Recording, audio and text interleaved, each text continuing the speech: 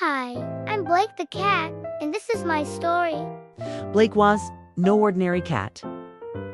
With sleek black fur marked by a perfect white patch on his chest and two little white socks on his front paws. He looked like he was wearing a tuxedo wherever he went. He was curious, adventurous, and had a habit of knocking things off shelves just to watch them fall. One perfectly sunny Sunday, I was doing my usual windowsill patrol, half asleep and half keeping an eye on the boring human world outside. That's when she appeared, a flash of fluttering just beyond the garden fence. A butterfly. That flutter was an invitation, a tiny, winged dare. Without even thinking about it, which is pretty standard for us cats, if I'm being honest, I launched myself off the sill. I vaguely remember nudging past the screen door. The humans never latch it properly, and then I was in hot pursuit. The butterfly danced through the yard, over the fence, and down the street.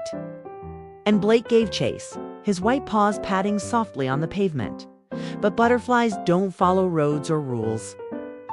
And neither did Blake. By the time the butterfly vanished into the wind, Blake looked around and realized he was lost. I looked around.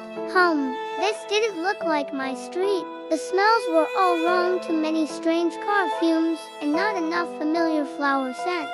I tried to go back the way I came, but everything looked different, confusing.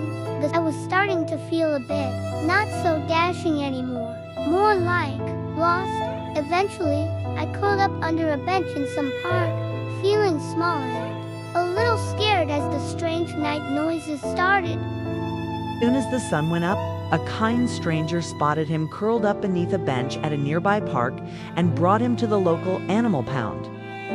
The staff were gentle, and next thing I knew, I was in a cage at the local animal place. It wasn't exactly 5-star accommodation, but the people there were nice enough, I suppose.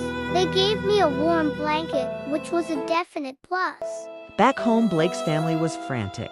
They searched the neighborhood, called his name, and posted all over social media. 2 days later, a woman who worked at the pound was scrolling through Facebook when she saw the post. She paused. That name Blake stood out. Tuxedo cat curled up in the shelter's warmest blanket.